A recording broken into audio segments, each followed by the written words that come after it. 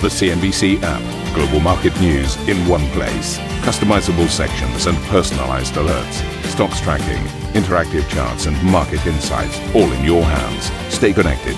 Stay informed. Download the CNBC app today.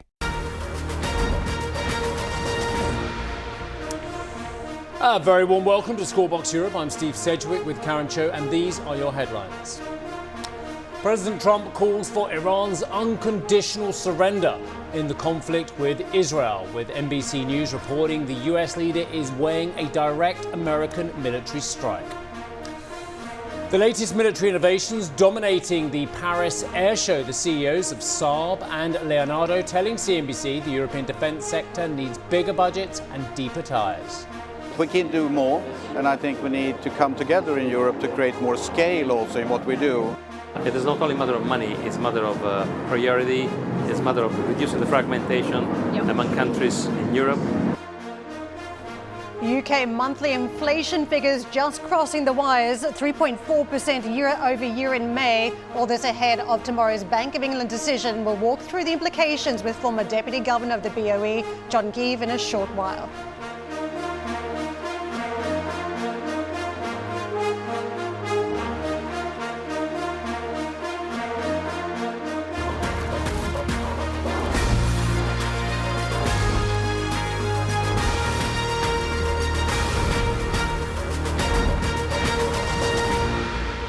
It seems strange. Good morning, Karen. Good morning. And great work on Europe Early Edition. Yeah, thank you. Very good.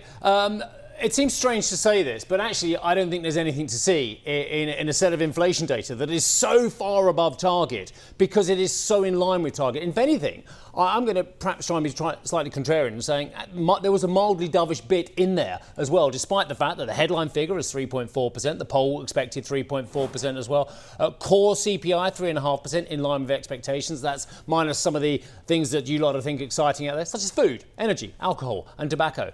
But the CPI figure on services was actually a smidgen on the year-on-year figure below expectations at 4.7% as opposed to 4.8% expected. Now, a lot of these inflation increases, and we know this because we've all read the monetary policy report now, haven't we? Well, some of us have for you anyway. The fact that inflation in the United Kingdom is picking up and is expected to abate aggressively later in the year. Now, are the recent rises in energy to the upside going to thwart that ambition of the Monetary Policy Committee to cut rates later on? That remains to be seen. But as far as the May CPI up 0.2% is concerned, this figure is bang in line with expectations. I see sterling rallying mildly, but I'm not entirely sure why, because quite frankly, as far as I can see, this was totally expected by the market. We think the numbers are real, don't we? I mean, there's been a noisy old series coming through from ONS, and we saw the revision in the last set of numbers as there were some anomalies or vehicle excise duty figures provided by the government, so that had an impact, some bearing. So I think very hard to set policy when you've got so much noise coming through in the data in recent months, when it's such a crucial time for every data point. OK, let's come back to this because we've got brilliant guests as ever today, but we're going to break down those numbers and what they mean for the UK rate outlook in a few minutes' time with John Geve, of course, the former Deputy Governor at the Bank of England. Meanwhile, our top story, as it has been for a long while now, is President Trump. Well, he's now called for Iran's unconditional surrender as it trades strikes with Israel for a sixth day. He said the US is not going to kill Iran's supreme leader. I mean, extraordinary language from one head of state talking about another. Anyway, quote, at least not for now. Wow. Adding that he knows where Ayatollah Ali Khamenei is hiding. Well, let's move on. President Trump is reportedly considering a US strike on Iran, according to NBC News, citing multiple current and former administration officials. It comes after the president gathered his national security team in the White House Situation Room. Of course, he left the G7 early, apparently, to have that meeting.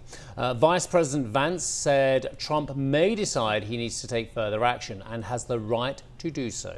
The White House has confirmed Trump held a phone call with Israeli Prime Minister Benjamin Netanyahu on Tuesday without revealing details of the conversation. The Pentagon is moving more assets to the Middle East, with NBC News citing two US officials reporting the USS Nimitz aircraft carrier and other ships are being redeployed to the region. It comes after Defence Secretary Pete Hegseth confirmed he had ordered the deployment of additional capabilities, adding the move would boost America's defensive posture in the region. Well, let's get to fantastic guest now. Dame Emily Thornberry is UK MP and chair of the Foreign Affairs Committee. Emily, lovely to see you today. Thank you very much indeed for joining us. I'll get back to this extraordinary Q&A that you and the committee had with Ambassador Musavi in a few moments' time. But I wonder what really, I mean, I've expressed not so much incredulity, but I think it's fascinating that the US president has gone from there is a deal to be done to actually he wants unconditional Iranian surrender and this talk of potential assassination of the Iranian leader, but they know where he is, but they're not going to do anything for now. What do you think of this kind of language when you hear it? I understand people getting very het up and emotional at a time like this, but I do think that it's important to step back and try to keep as calm as possible and to make strategic decisions because the fate of the world is in their hands in a way. I hear talk about the possibility that they may try and go after this mountain where half a mile down there is supposed to be nuclear material, and that they will use B-20 bombers and that there will be bunker busters used on it. And I really worry about that. I worry about, well, if it's got nuclear material in the bottom of it, what is going to happen to the fallout of that?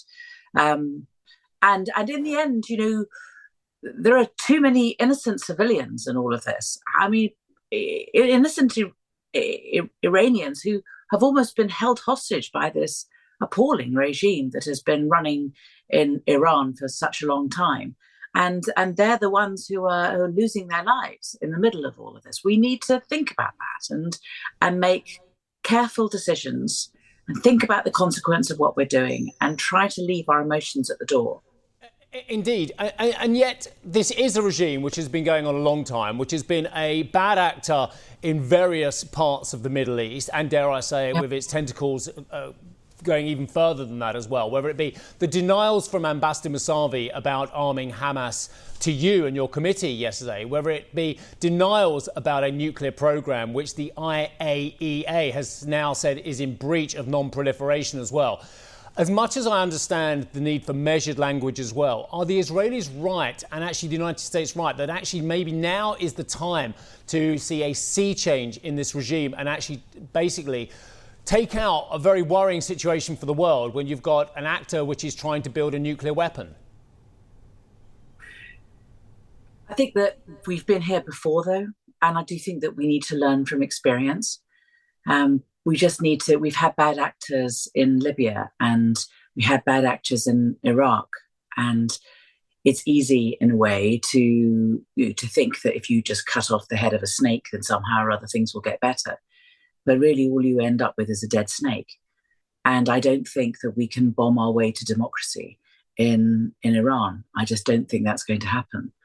And the reality is that much as many, probably the majority, I imagine, of Iranians hate the regime that has got them caught in their tentacles, they love their country and they're not going to, and in many ways, in many people, maybe being thrown into the arms of the current regime because in the end, above everything else, they love their country and they will not be told what to do by the likes of Israel or America, frankly.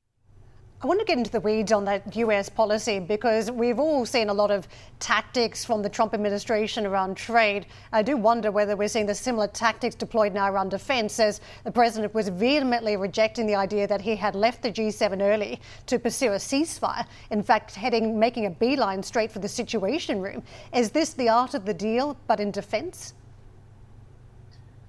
I think it's quite difficult to work out what Donald Trump is thinking quite often.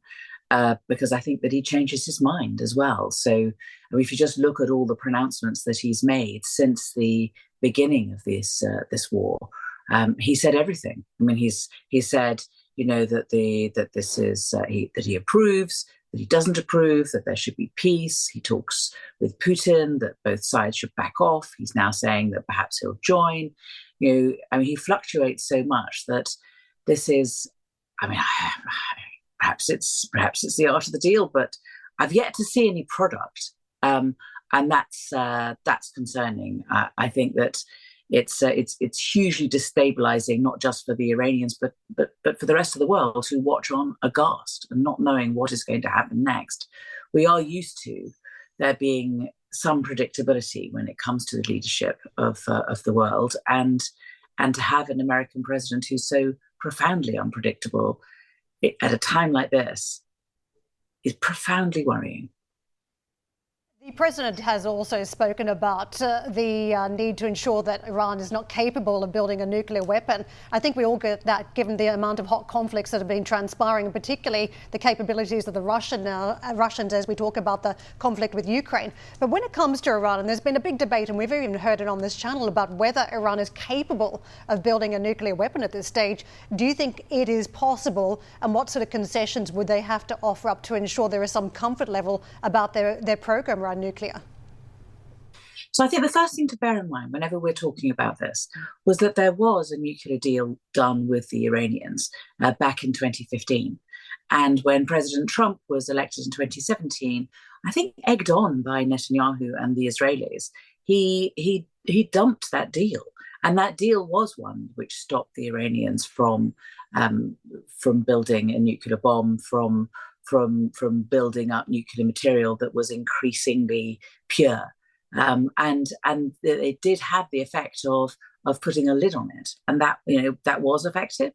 Anyway, the deal was dumped, and the Iranians have over time. All you need in order to be able to use nuclear material for civilian purposes is to have it at 3.67% purity. Now, we know that the Iranians have material now that is at least 60% purity. The IEA has said that it may be that they've got some at 80 to 90% purity. Now, you need 90% purity to make a bomb. Now, the next question is, do they have the ability to? Many experts say that they're months away from being able to make a bomb, but also that they have been months away from being able to make a bomb for a number of years and haven't done so. But it leaves the question, well, if they wanted to make a bomb, they haven't, so does that mean they can make a bomb? But there's the other obvious question is, what do you want to have your nuclear material at 60% purity for, if you only need to have it at 3.67% purity for civilian use? Indeed. And that was a question that we asked the ambassador a number of times, and we didn't really get a very good answer to. No, indeed. And I was looking at various sketches and indeed commentary on that whole exchange yesterday, and I thought it was absolutely fascinating, his denial of many things.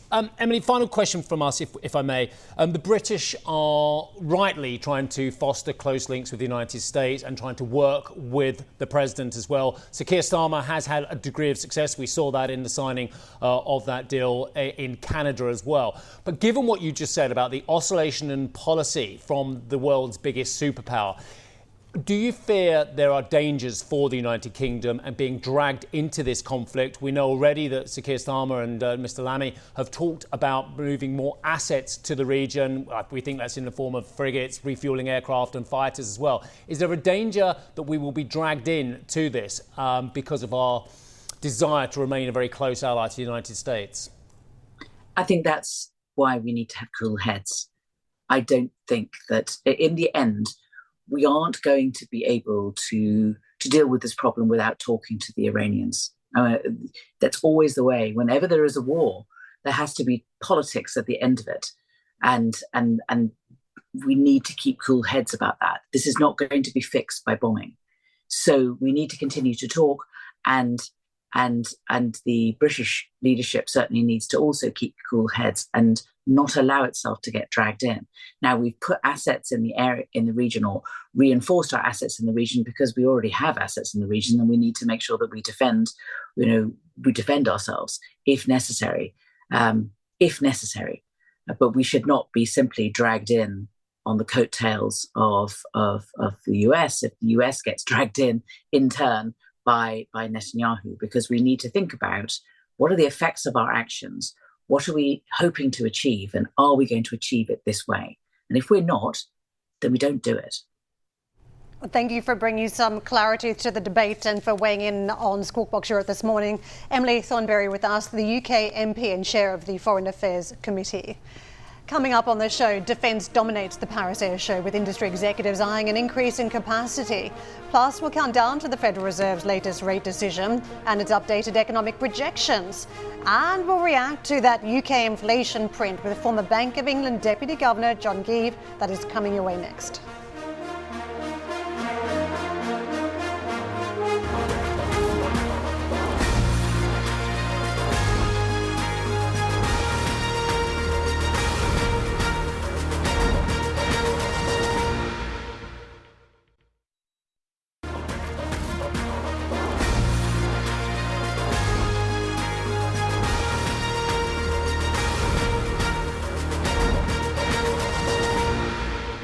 Again, I'll just recount what I said earlier on.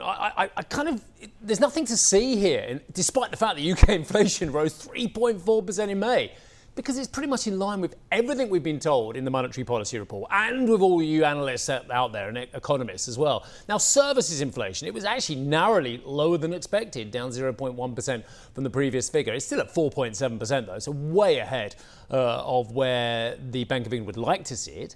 The Bank of England, though, set to meet tomorrow. Economists polled by Reuters expecting rates to stay on hold. Market pricing suggests the next 25 basis point cut could come in August, when we'll also get fresh economic projections from the central bank, with around 50 basis points of total easing priced in between now and the end of the year, according to LSEG. Well, let's get a great view on this. Sir John Geve is the former Deputy Governor of the Bank of England. Sir John, lovely to see you, sir. Thank you very much indeed for joining us. Again, I'll repeat my point. 3.4%, and yet I don't think there's anything particularly to see here, is there, sir? No, there's not much change since last month, which is a bit of a relief because last month inflation went up by a whole percentage point, which was more than the bank was expecting. So this has steadied the pattern a little. So I don't think there's anything here to change their disposition.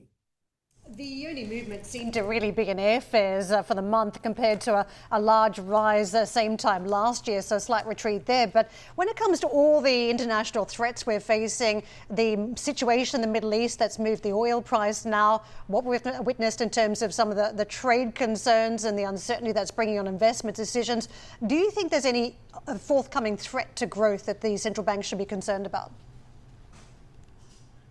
Yes, the bank last month divided 5-4 over the decision to cut rates a little, and the majority very much were seeing the economy slowing down, and that being the threat of a faster slowdown if tariffs and other US policy seep through the economy. So that is the worry, and the question is, should we cut now or should we delay a bit? That was the way they were looking at it.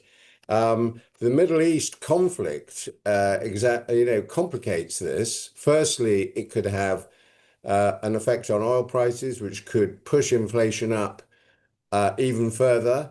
It hasn't this month, but it could.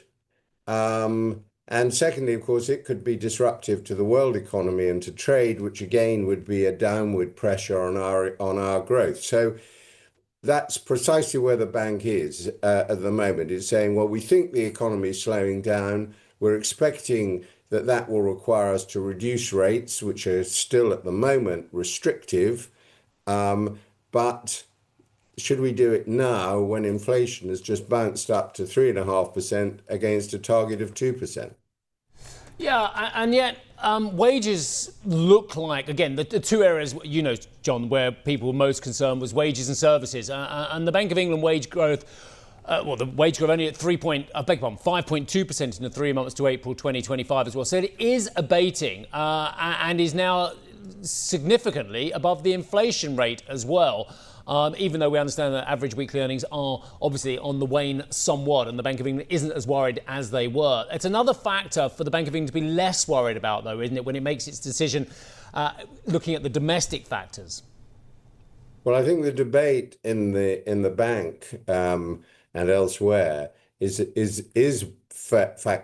based on this wage growth. 5% wage growth isn't really consistent with 2% inflation. So yes, it's coming down, it's inching down a little, but the question is it coming down fast enough? Can we start reducing rates before it becomes down a percentage point or so from there? Of course, in terms of living standards, we benefit. You know, inflation is currently below wage increases, so people are benefiting. And that's another factor. But their main concern is, if you like, the underlying rate of inflation in the British economy. They want to see that rate of wage growth come down. And it is beginning to turn down, but is that enough? That's what they'll be debating tomorrow. Well, indeed, John, people can afford it. Even your beloved Arsenal. I think the season tickets went up only 3%, the general admission tickets, as opposed to 5.2% for wages. So they can more than afford the increase in season tickets for the next season. But unemployment is nearing a 4-year high. Wages will inevitably, or have at least historically, inevitably fallen with that as a factor. So as unemployment picked up, surely the wage increases will abate somewhat. Well, that's what you'd expect. That's what's happened in the past. What I'd say is, at the moment, the evidence is that it's having a slower feed through from unemployment to wages than in the past. And there's a lot of talk about that in the MPC minutes about how persistent is the expectation of high inflation and how long will it take for this to come down. Because you'll remember that just a couple of years ago, inflation bounced up to over 10%. And some people on the bank, including their chief economist, thinks that that's destabilized people's expectations, and it will take longer and a longer period of high interest rates to bring wage increases back down to a sustainable level. John, a lot of central banks are dealing with the short, medium and long-term picture, and particularly in Europe, as we talk about the fiscal policies being deployed to try and shore up growth. Rachel Reeves, the Chancellor, was talking about effectively getting that defence spending higher to 2.6% of GDP, but until the next Parliament is what she's talking about in terms of the timeline. What does that mean in terms of growth drivers and extra pressure that could be coming on the workforce from here, and how the central bank needs to think about that timing issue around monetary policy? Well, in her last budget in the autumn, Rachel Reeves did increase government borrowing and projected borrowing, and particularly capital spending, including defence. And that in itself will stimulate some activity in the economy, particularly in the defence industries and the health service. So that is a positive force for greater growth. But you've got to look at the overall picture, if you like. And she didn't make any change in the last spending review. She kept to her previous numbers there.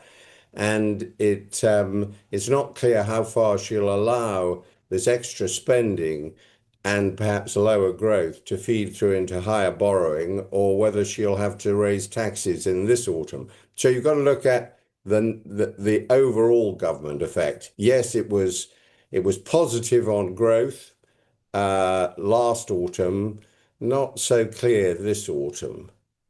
Real lack of clarity, isn't there? But let's piece this all together. What's the playbook then for the Bank of England, do you think, from here for the rest of this year into next year?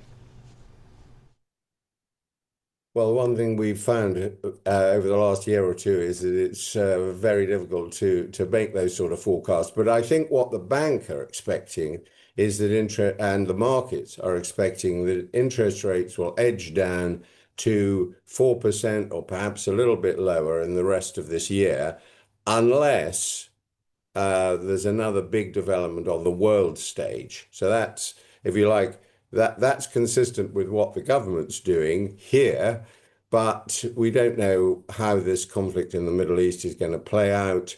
We don't know how the tariffs, which after all are still being negotiated, suspended, increased, decreased by the US, we don't know how that's going to work out. So that's, if you like, the central projection, but they're going to have to watch things month by month. Sir John, lovely to see you, sir. Thank you very much indeed for joining Karen and myself today, sir. Sir John Geeve, the former Deputy Governor, of course, at the Bank of England.